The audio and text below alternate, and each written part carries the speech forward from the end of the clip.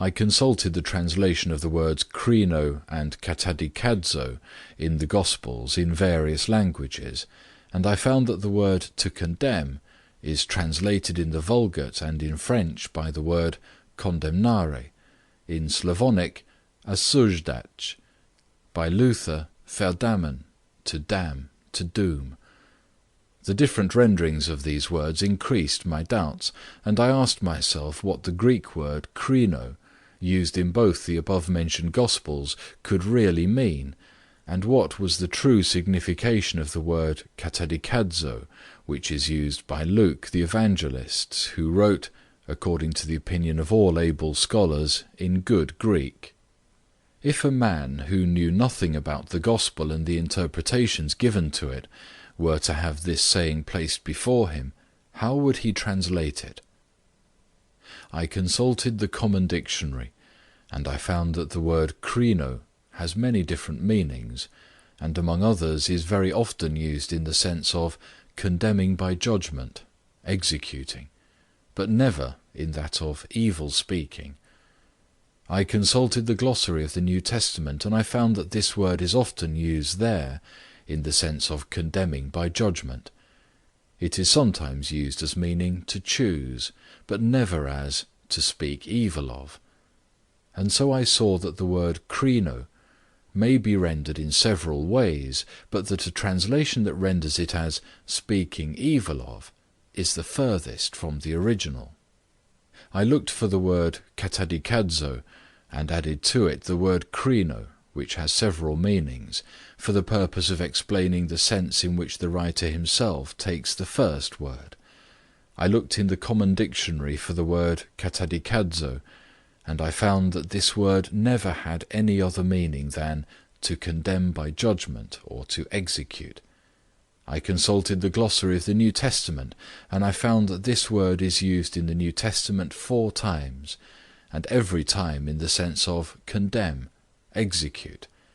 I consulted the context, and I found that this word is used in the Epistle of James, chapter 5, verse 6, in which it is said, "You have condemned and killed the just."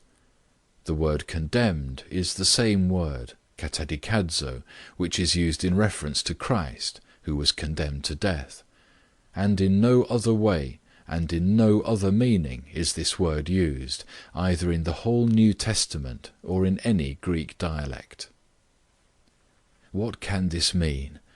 What state of idiocy have I fallen into? All of us, when reflecting on the destiny of man, have been struck with terror at the sufferings and evils that our human criminal laws have brought into our lives, evils both for those who judge and for those who are judged, from the executions of Chinggis Khan in the second half of the 12th century and the revolutions to those of the present day. No man of feeling has escaped the impression of horror and doubt concerning good produced by the recital, if not by the sight, of men executing their fellow men by rods, the guillotine, or the gallows.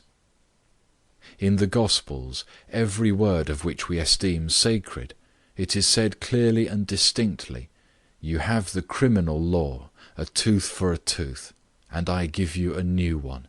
Do not resist the evil man. Fulfill this commandment, all of you. Do not return evil for evil. Always do good to all.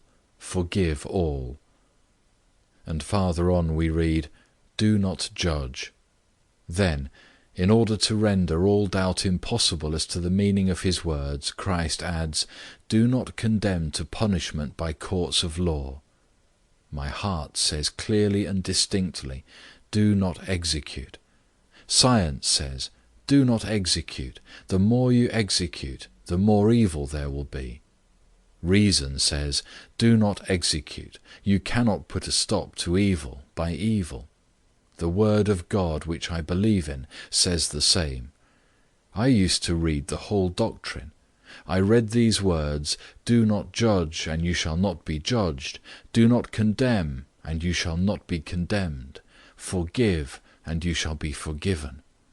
I acknowledged that these were God's words, and I thought they meant that we are not to gossip or slander, and I continued to consider courts of law as Christian institutions, and myself as a judge and a Christian. I was shocked at the grossness of the error I was indulging. End of chapter 3.